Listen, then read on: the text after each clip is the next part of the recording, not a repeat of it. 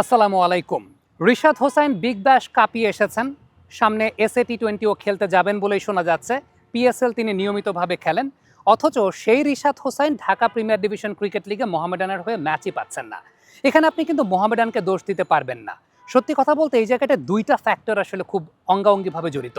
একটা হচ্ছে আমাদের দেশে আসলে যেই টাইপের উইকেটে খেলা হয়, উইকেটের যেরকম নেচার থাকে, এই সমস্ত উইকেটের নেচারে লেগ স্পিনারদের কার্যকারিতার চাইতে লেগ স্পিনাররা অনেক বেশি মাত্রায় কার্যকরী হন অস্ট্রেলিয়া, সাউথ আফ্রিকা, নিউজিল্যান্ড কিংবা ইংল্যান্ডের মতো যে কন্ডিশনগুলো, কিংবা পাকিস্তানে পিএসএল এ যেরকম ফ্ল্যাটার কন্ডিশনগুলো খেলা হয়, বা আইপিএল এখন আপনি যেরকম ফ্ল্যাটার কন্ডিশন দেখতে পাচ্ছেন, এরকম ফ্ল্যাটার কন্ডিশনগুলোতে লেগ স্পিনাররা অনেক বেশি মাত্রায় কার্যকরী হন।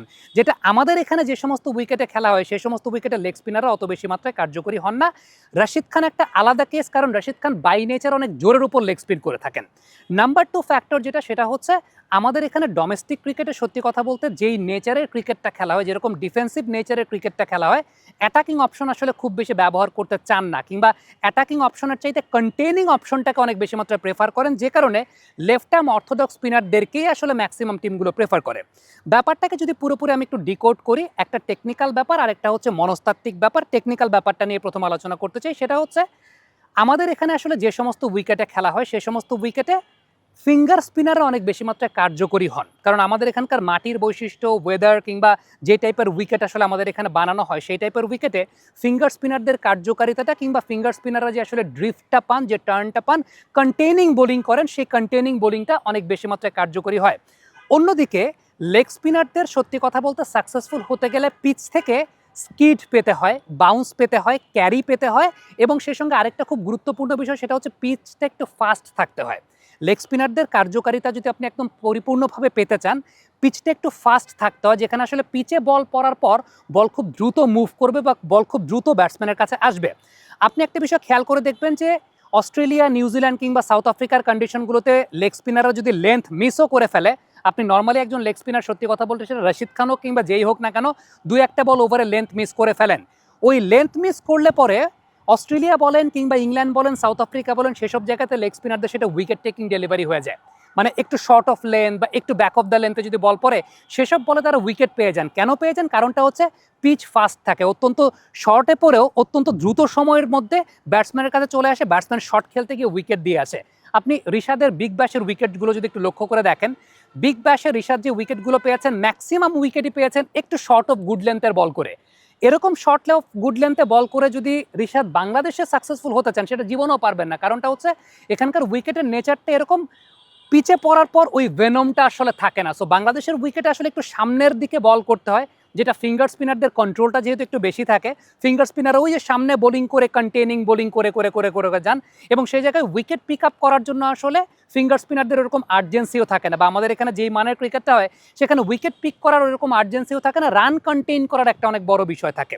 সো আলটিমেটলি ফিঙ্গার স্পিনারদের জন্য যে বিষয়টা প্রয়োজন সেটা হচ্ছে ড্রিফট, টার্ন, খানিকটা লো বাউন্স এবং একটু ড্রিফটিংয়ের যে বিষয়টা আমরা বলি, যেটা আসলে ওই টাইপের উইকেটগুলো আমাদের এখানে যে টাইপের উইকেটে খেলা হয় সেটার জন্য অনেক বেশি মাত্রায় সামঞ্জস্যপূর্ণ। কিন্তু রেস্ট স্পিনারদের বলের জন্য আপনার উইকেট থেকে সত্যি কথা বলতে স্কিডটা প্রয়োজন, উইকেটের একটা ফাস্ট নেচার প্রয়োজন। যেই উইকেটের ফাস্ট নেচারটা সত্যি কথা বলতে অস্ট্রেলিয়া বলি, ইংল্যান্ড বলি, সাউথ আফ্রিকা বলি, নিউজিল্যান্ড বলি, বা পাকিস্তানের একটু ফাস্ট ফরওয়ার্ড কন্ডিশন আছে, কিংবা আইপিএল যে সমস্ত কন্ডিশনে খেলা হয়, এই সমস্ত কন্ডিশনে রিস্ট স্পিনাররা, লেগ স্পিনাররা অনেক বেশি মাত্রা সাকসেসফুল হবেন।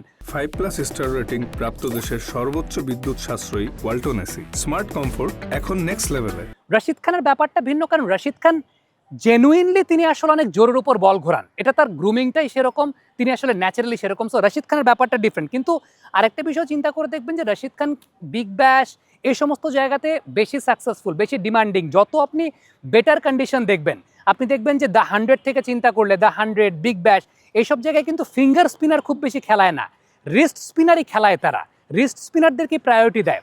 আবার আপনি যদি আমাদের বাংলাদেশে চিন্তা করেন, আমাদের বিপিএলে পৃথিবীর যত বড় লেগ স্পিনারই হোক না কেন, আদিল রশিদ কিংবা অ্যাডাম জাম্পাই থাকুক না কেন, তাদের নিবে না, তার চাইতে তানভীররা খেলাবে। কারণটা হচ্ছে আমাদের এখানকার উইকেটের নেচারগুলো আসলে সেরকম, যে জায়গাটাতে আলটিমেটলি আপনার লেফট আর্ম অর্থোডক্স স্পিনারই খেলাতে চায়। 2 নাম্বার পয়েন্ট যেটা, সেটা হচ্ছে অ্যাটাকিং নেচার আর ডিফেন্সিভ নেচারের ক্রিকেট। আমাদের এখানে আপনি যদি 50 ওভারের ক্রিকেট চিন্তা করেন, অ্যাভারেজের খেলা হয় আসলে 240-50-এর খেলা।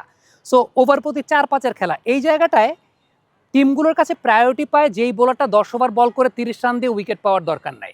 অন্যদিকে আপনি যদি চিন্তা করেন কোনো একজন বোলার 10 ওভার বল করে 60 রান দিবে কিন্তু গুরুত্বপূর্ণ 2টা উইকেট নেবে, এটা এখানে ম্যাটার করে না।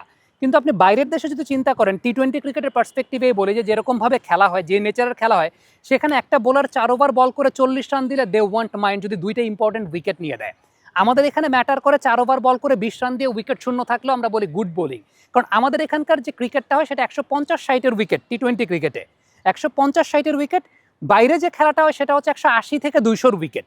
সো 180 থেকে 200-র খেলা যখন হয়, মানে উইকেটের কথা এখানে আমি আনছি না, এখানে আমি বলি যে খেলার নেচার বা খেলার মেন্টালিটির জায়গা।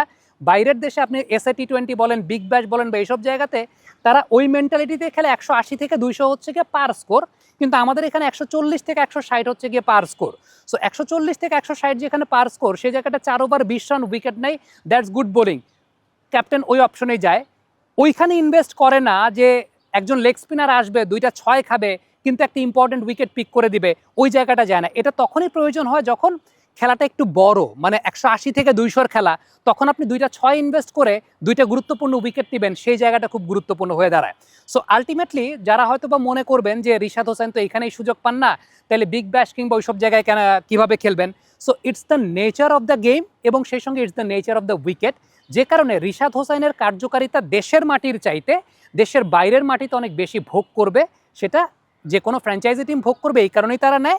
আর দ্বিতীয়ত বাংলাদেশ টিমও আসলে অ্যাওয়ে সিরিজ করে যখন খেলবে, রিশাদ হোসেনের কার্যকারিতা সেখানে বেশি বৃদ্ধি পাবে। আমি বলছি যে দেশের মাটিতে বৃদ্ধি পাবে না বিষয়টা সেরকম না, বা দেশের মাটিতে রিশাদ হোসেন কার্যকরী হবেন না আমি সেটা বলছি না, বাট দেশের চাইতে দেশের বাইরের মাটিতে রিশাদ হোসেনের কার্যকারিতাটা বেশি হবে। এটা শুধুমাত্র রিশাদ হোসেন না, যে কোনো রিস্ট স্পিনারের কার্যকারিতাটাই আমাদের বাংলাদেশের চাইতে বাংলাদেশের বাইরের মাটিতে বেশি হবে। কমেন্ট বক্সে আপনাদের মন্তব্য মতামত জানতে চাই, লিখে পাঠাবেন।